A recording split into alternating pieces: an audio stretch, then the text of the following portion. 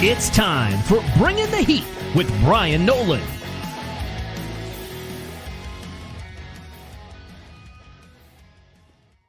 What is going on, ladies and gentlemen? It's another edition of Bringing the Heat with Brian Nolan. The one, the only Mr. Brian Timothy Dale Nolan with you here. On this week's edition of the program, Tanner Marlar is going to be joining us in just a few moments.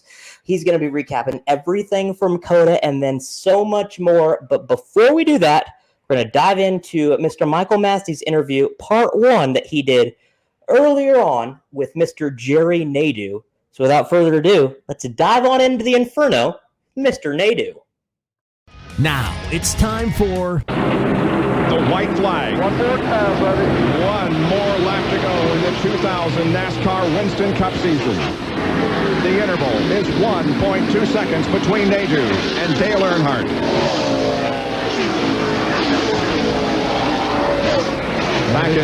Back it down the coast through this corner.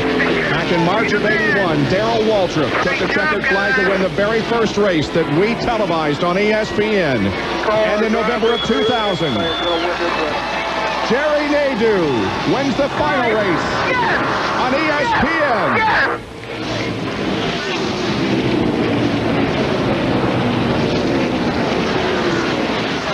It is his first Winston Cup win in his 103rd race, the fourth first-time winner of 2000, and the 14th different winner this year. To go into the Inferno with Brian. What's up, everybody? I'm Michael Massey here with FrontStretch.com, and today we're joined by the legendary Jerry Nadeau. How you doing today, Jerry? I'm doing well, man. How are you doing? I'm doing great. We talked a little before this how we've done some iRacing together beforehand in Monday Night Racing, their championship night. You still doing any iRacing, any of that stuff? No, I haven't. I was on it about 2 months ago, and I went to get back on it the other day, and I had so many downloads, and I think the system was off. I guess they shut the system down for half a day, so I actually got on it at a bad time because I couldn't even get on it. So everything's downloaded. I just got to go down there and play on it. I haven't done that yet. I've just been busy. Last 2 nights have been really crazy for me. I've been at Millbridge Speedway. They had the kids Tuesday night, and last night were the grown-ups. So good racing, a lot of fun. Nice. That's good to hear you getting out to the local tracks and stuff, supporting and racing. As soon as we're done here, I'm heading over to the RC track in Troutman. My buddy's got an RC place, Ray's RC place up there in Troutman, and they got a bunch of guys out there racing. So, oh yeah, little RC cars. Do you drive any of them? They got a car. They got a car for me to play with. I'm not sure. I'm going to get to do anything, but I think if I feel comfortable, I guess maybe I will. But as of right now, I'm just going down there to support my buddy Joey Ellis. He's really heavy into that stuff, and so we'll see how it goes.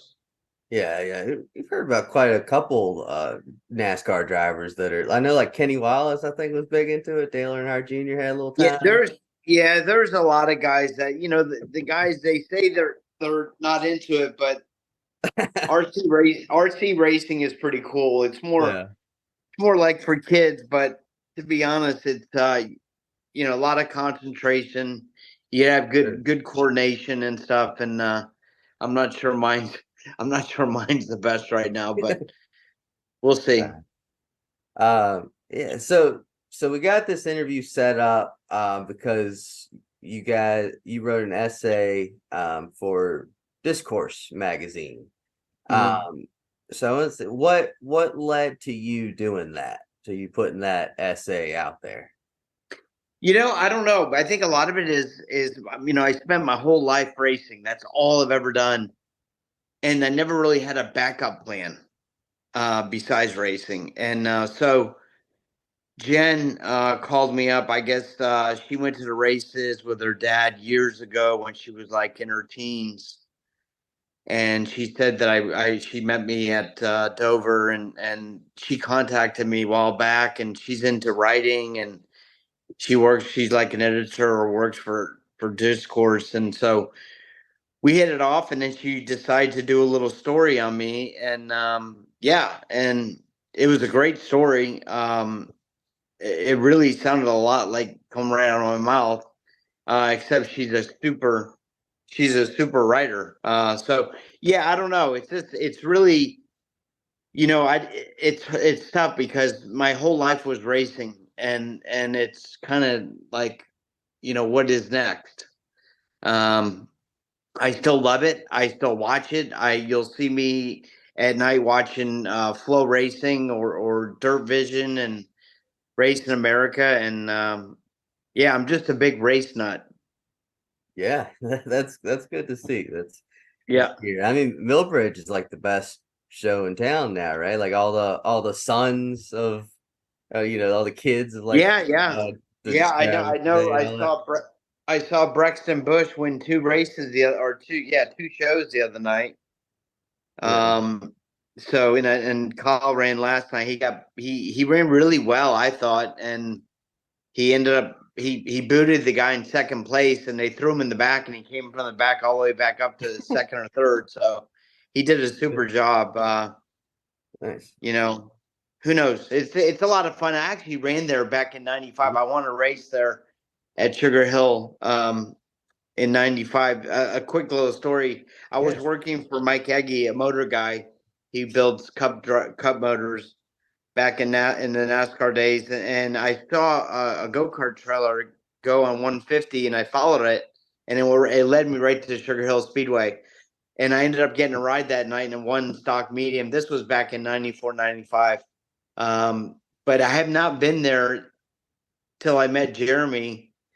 Jeremy and his wife. I talked to them, and then they invited me over, and I've been working there the last three shows, and it's really good place. Really? Good place for kids and Yeah. grown-ups. That's awesome. That's awesome to hear. Let's talk a little bit about the '90s, because you came from karting, right? You were like a karting champion, phenom, racing all over the world. Yeah. How did that lead to you in a stock car? That transition from a kart to a stock car in the Cup Series, no less. Like, how did that whole transition happen? Well, my dad was a racer. My dad used to race at the Danbury Fairgrounds, and so I was hooked. He got me my first go-kart when I was 4 years old. My mom used to carry me in her arms at the racetrack, 2, 3, 4 years old. Then my dad got me a go-kart, and I started playing around on the oval tracks and in our parking lots and fields. And I started racing around 7, 8 years old. And I got the bug, and I did really well in karting. I won a lot of championships, won Gold Cups and Grand Nationals, and then finally just moved into the Skip Barber Formula Fords. Mhm. My dad put together a modified for me, and I used to go run modifieds. And I had a friend. He told me that he's got a dirt sportsman car. If I wanted to put it together, you can run it a few times. So I used to run dirt sportsman cars at Lebanon Valley, Middletown, New York, Fonda, New York. So I love dirt racing. I used to run dirt on Saturday nights, and I used to go 2 hours away up in Cuddybackville, New York, and I used to run road courses in the go karts. And then, yeah, Formula Fords. I won the big scholarship years ago, and then I did some Barber Sobs, and I won a bunch of races in that. And yeah, so I had a chance to kind of head towards Formula One, and I couldn't really come up with the money. I did some testing with some F3000. Then I came back in the States, and a good friend of mine, Tom Cotter, put together a press release, and he wrote to all the cup teams that, hey, we got a young kid that did super and Formula cars and wants to go stock car racing. So one team entered, and was Richard Jackson, and I started working for them for $240 a week. Wow. I was spotted for Morgan Shepherd, and then I pulled Richard aside after 2-3 months working there, and I said, Richard, You got 9 Cup cars in the shop. Let's go do an ARCA race or a sportsman race. What will it cost for me to do that?" And he says, as he's rocking in his chair, he says, "I tell you what, Jerry, I like you." He says, "If you can come up with $15,000, I'll put you in the race next month at Charlotte." And that's what we did. I did the race at Charlotte second, and literally Morgan Shepherd went to Jasper, and Richard didn't have a Cup driver for the race at Michigan. So he's like, "Hey, you did a good job tonight. You want to race Michigan next week?" And that was it. That's all it took. Wow. Yeah. The rest is history, huh? Yeah. That's pretty Yeah. cool. It was a cool story. Not only that, but the story about going to Michigan, we went out in practice and I was second fastest behind Jeff Gordon. And then I went out and qualified, and I put the car on fire in turn 2, and I came back in the infield care center. I ran into Richard Childress. I didn't know who he was. He didn't know who I was. And he walks with me, and he puts his arm on my shoulder, and he's like, "Hey, boy, let me tell you something. I clock everybody from the start finish line to turn 2, and you had the field covered by 2/10. The only thing is you were sideways." So that was my initiation to Cup racing. Nice. And you end up at Hendrick Motorsports. You get your first win at Atlanta in 2000. What was that whole experience like, racing at Hendrick and then, getting that first win? Good, very professional. I don't know if that's where I needed to start. I mean, I did race for Melling and Elliott and a few other teams, but once I got to Hendrick, it was a really, really good race team, good motorsports team. I was still kind of fresh. I was still kind of new. And I think it was. I wasn't sure if I was ready for that. Hold on one second. My alarm is on. Not sure why, but it was a good deal. I think you had 2 champions. Jeff Gordon. You had Terry Labonte, and you had also Jimmy Johnson on board. So it was a tough situation, especially where we were at. We were kind of at the bottom of the hill, out of the hill. But no excuses. All in all, it was a really, really cool deal. It lasted for 2.5 years. And so it was all good. I enjoyed it. But you did have that breakthrough moment at Atlanta, Yeah. at least. Well, and you talked about that in the essay a little bit. You beat Dale Earnhardt.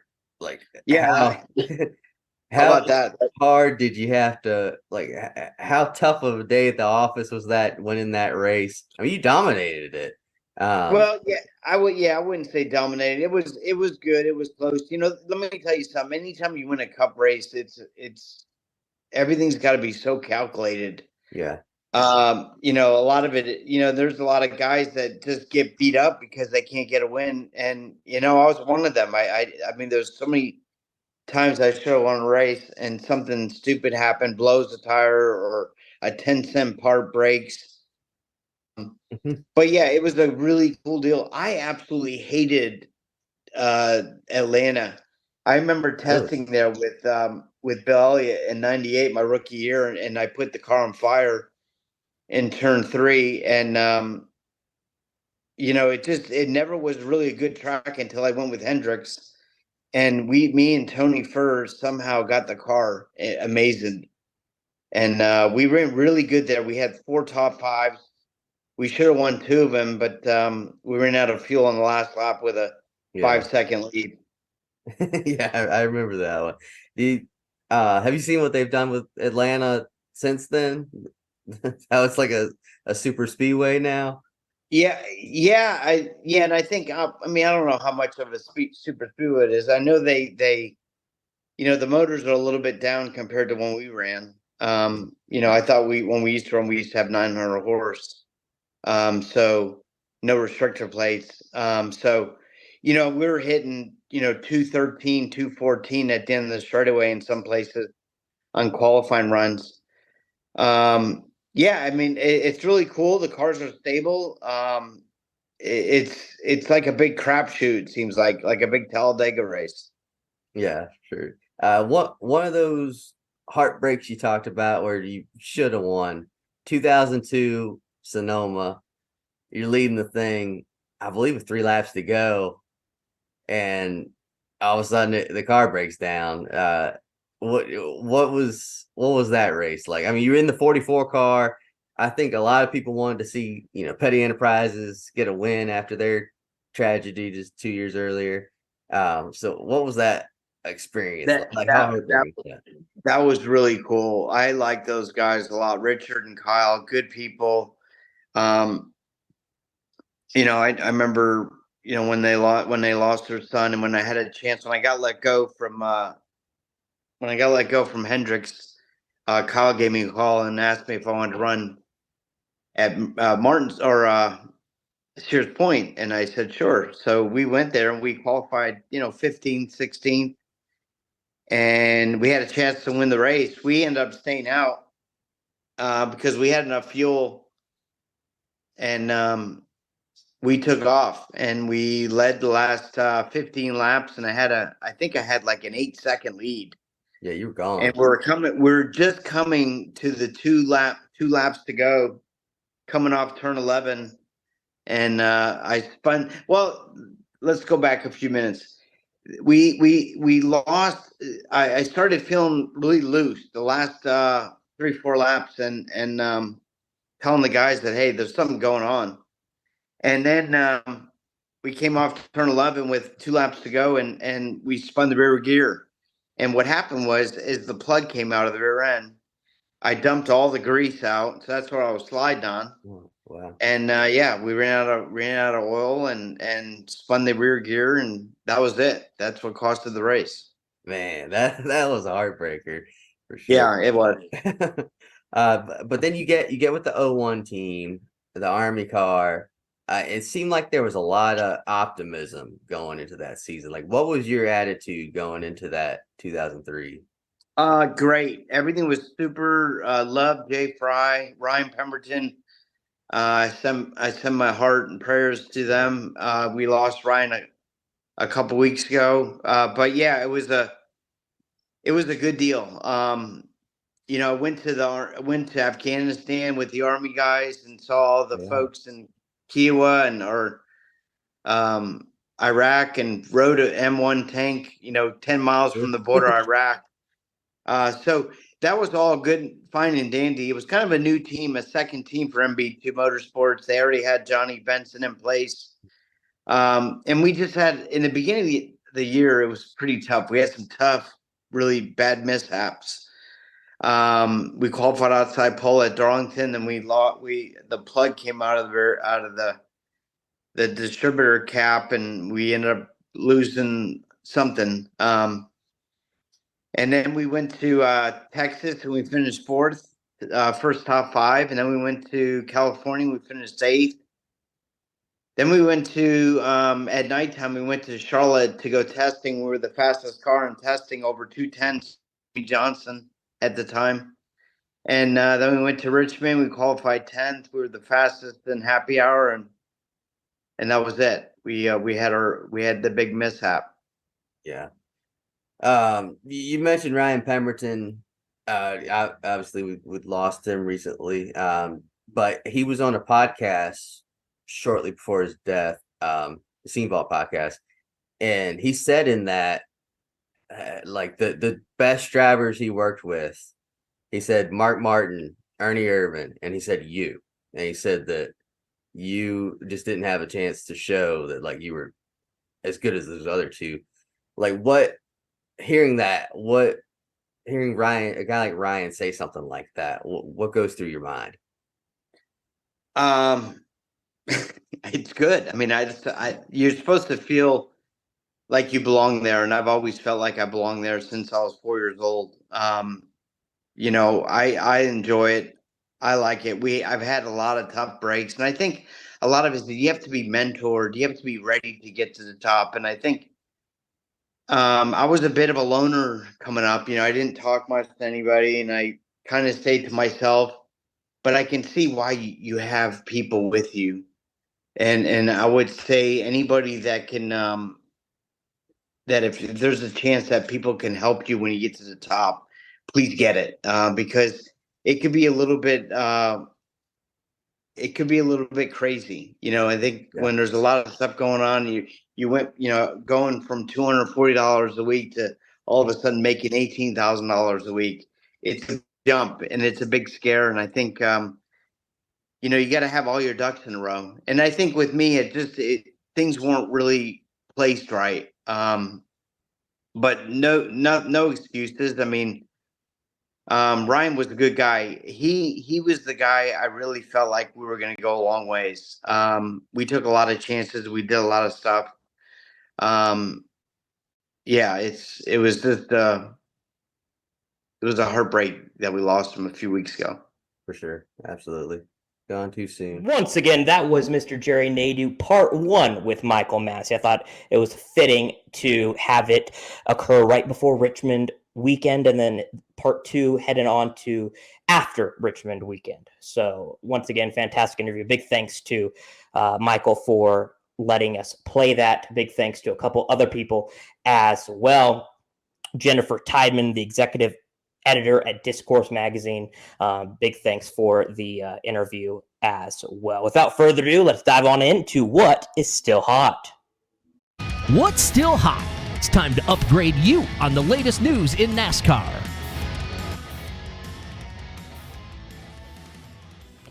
What is still hot here? I'm going to bring into my guy, the man that was at Circuit of the Americas, Mr. Tanner Marlar, also covers Mississippi State. Tanner, what is going on, my friend, and how are you doing on this fine, fantastic Wednesday night, brother? Brian, man, I cannot complain. Thanks for having me on today. Checking outside, a little gloomy, not going to lie. We're dealing with a little bit of weather in beautiful Starkville, Mississippi, the thriving metropolis that it is. But nonetheless, we're on bringing the heat.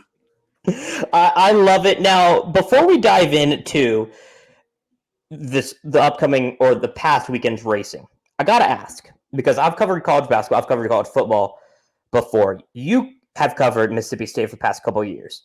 Yeah. You've covered NASCAR for 2 race weekends this year. How different is it covering college athletics compared to NASCAR? I love talking about it because here's the thing. The access that you get with NASCAR is unparalleled. I mean, it's second to none. We always get post race. We get top 5 on pit road, but then you can go to the garage, get interviews if you want. There are availabilities elsewhere. If I went up to a college coach or a college player after their scheduled availability or after the game and they weren't scheduled to be available, I'd have my credential pulled. So the access in NASCAR is absolutely fantastic. It's what keeps me going to the track. It really is fun. It really is fun. It's so true, because in college basketball, you do a post-race presser. There's sometimes an availability in open locker room, but after that, it's done. And it's like 10 minutes and you're out of there. And so it's completely different in the world of NASCAR. Tanner, let's dive on in, brother, to this weekend's or this past weekend's latest news and notes. COTA looks to return, according to the Austin Spokesman Review. Looks like it's going to be returning in 2025. Ups and downs from this past weekend's race. We'll talk about the stage breaks and to stage break or not to stage break in a little bit. Is this a good move that they are, quote unquote, returning to COTA in 2025?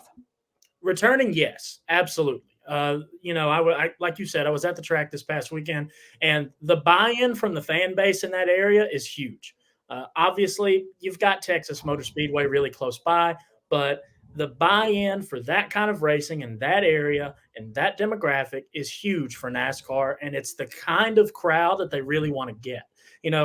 I've been to Talladega, I've been to Atlanta, and it's a lot older crowd than what was at Circuit of the Americas this last weekend. And whereas NASCAR is looking to bring in that kind of youth movement, they don't want to push anybody out, but they definitely want to bring in that kind of youthful side of the fan base. And Circuit of the Americas does just that, being in a place like Austin. I want to mention the stage breaks, like I just said. Obviously, we started with no stage breaks at Watkins Glen. That quickly reversed course when they headed to the Roval last year. They returned this year to getting stage breaks. No natural cautions, just the 2 stage breaks. Tanner, if you were the man in charge, would you continue with this, or would you just go green to checkered?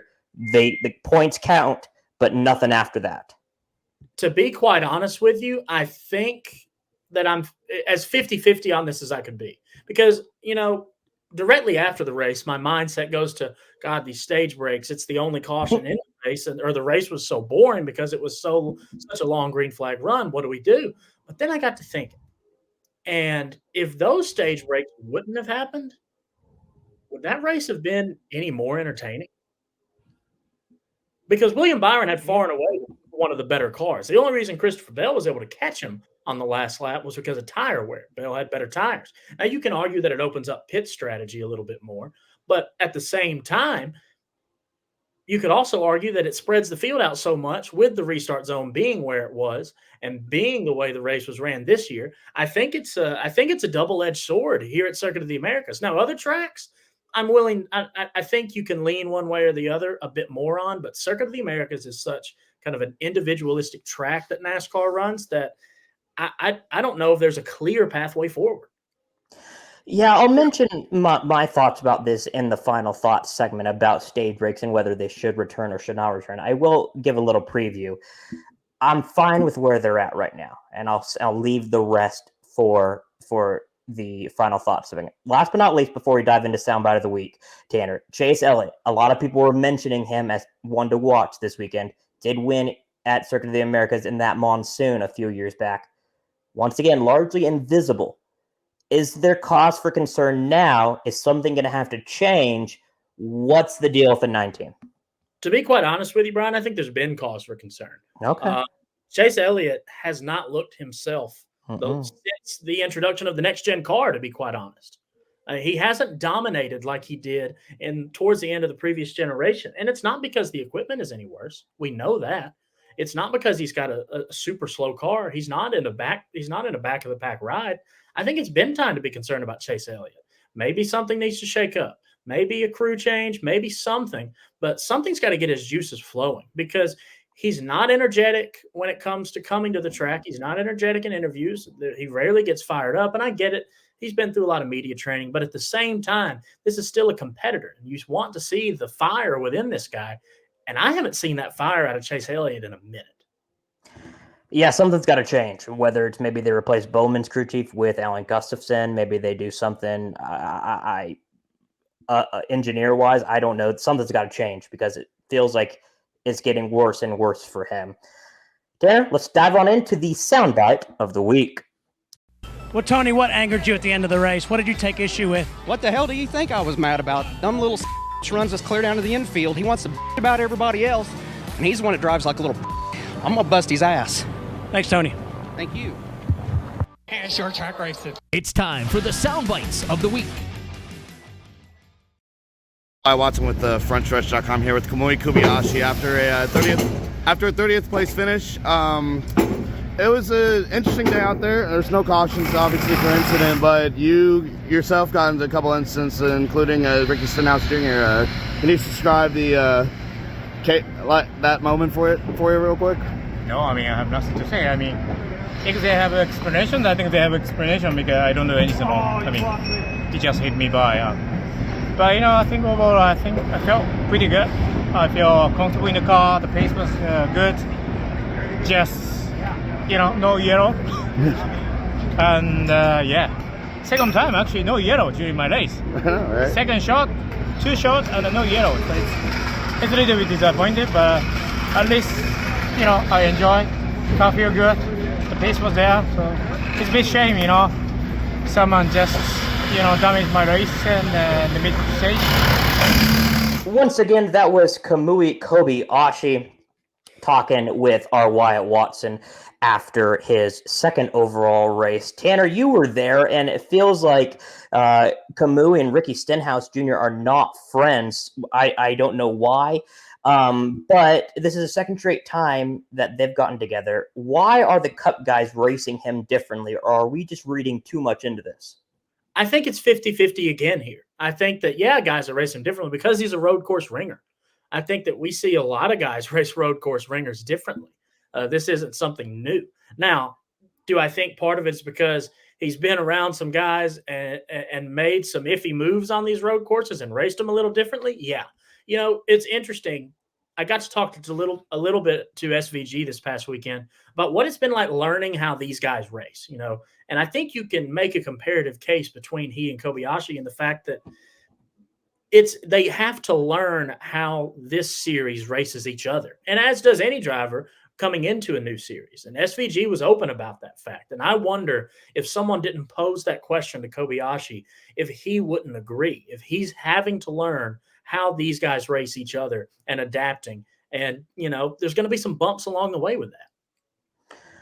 Yeah, I was listening to Door Bumper Clear, and apparently Bozy, an IMSA crew guy, was talking in the Kobayashi camp, and Kobayashi was telling him how after his first race at Indy, he had to go and tell the other IMSA drivers, if they knock you around, you got to knock them back. That's just how they do it. And I think he's starting to learn that. So when he got spun out by Stenhouse, guess what he did? He didn't even wait till another lap. He just spun him right out while he was spinning out. So, I mean, yeah. I feel like he's going to get the hang of it pretty quickly if he hasn't already. I agree. I hope he runs more road races this year. I hope he runs more road courses in the future. I think he brings a really cool element to this series and to the Ringer schedule. Tanner, let's dive on into some final thoughts and wrap it up. It's going to be a drag race all the way back to the start-finish line. No caution. They're side by side, right to the line. Big crash. Here they come. Checkered flag. The checkered flag is out, and it's time for the final thoughts. Once again, final thoughts are in the air, whatever you want to rant, rave, or anything in between. Tanner, what is on your mind tonight? What's on my mind, and I hate to sound like a broken record, is Chase Elliott. It really is. I go back to 2019, right, when you could visibly see a fire inside of Chase Elliott. You could visibly see a competitive edge, a razor-sharp competitive edge, just like his dad always had, right? That's why people loved Awesome Bill from Dawsonville, and that's why people started loving Chase Elliott. But we haven't seen that in a long time. We haven't seen that in years even. And it's sad to see. And I hope something can change because Chase Elliott being good at the sport is good for the sport. And lately, he hasn't been up to Chase Elliott standards. When Chase Elliott's good for NASCAR, it's like the Knicks or the Lakers being good for the NBA. It builds the brand of the overall sport. So I'm with you there. For me, I'm going to go a little bit different. And on Sunday, I was complaining. I was bitching about the race because there was no caution. So it was just continuing green. Then I thought to myself, you know what? Not every single week can be a barn burner. And what would have happened if there was no stage breaks? This could have gone from green to checkered like we see in Formula One or like we see in IndyCar. So honestly, although it was a fairly blah race, it wasn't the worst race that we could be. Should stage breaks remain? I think they should. I think what they're doing right now is totally fine. Let's just keep on keeping on and continue this because if we didn't, this could have gone from green to checkered just like that. I agree. 100% agree. Once again, big thanks to Jerry Nadeau for coming on the program. Big thanks to Michael Massey for letting us air that interview from him. Tanner, fantastic job this past weekend at COTA with Wyatt Watson, Steven Stump, and yours, and as well as you three did a fantastic job, boots on the ground for all 3 days, Friday, Saturday, and Sunday. Plug your socials and then what you're going to be cooking up on frontstretch.com, my man. I'm a weekly column writer here at Front Stretch. You can find all of my stuff in NASCAR 101. What we do is we kind of break down some stuff for kind of entry-level fans that might be a bit confusing. We'll do some stat dives. We'll do some rule changes. For Circuit of the Americas, we explain the reasoning behind the new restart zone, the repaves, what it could mean. And if you look back, we talked about could the repaves lead to quicker lap times. NASCAR track records were set in all 3 series this past weekend during practice and qualifying. So they want to check out NASCAR 101 for your scoops. However, you can find me on Twitter at Tanner_Marlar. Keep up with all my work there. If you're wondering about college football, NASCAR, NBA, college basketball, college baseball, it's all there. We'll chat about it. Come on. I absolutely love it. Once again, at Tanner_Marler. You can find me on Twitter at the Brian Owen. Big thanks to my boy, Mr. Trey Lyle, for coming on the program at Trey Lyle_VT. Not coming on the program, I should say, for producing this program. You can catch him and everybody else on the Happy Hour podcast, which is the day before this podcast comes out. And then Through the Gears, we'll have all the latest for you right before the weekend. For Tanner Marler, Trey Lyle, and everybody at Front Stretch, I will be off next week. I got family in town, so Trey Lyle is going to be hosting. He will have part 2 of the Jerry Nadeau interview, and I will talk with you guys in 2 weeks from Front Stretch Studios. Hey everyone, Dalton Hopkins here with FrontStretch.com. Don't forget to hit that subscribe button and check out one of the 2 videos next to me to see more of our racing content.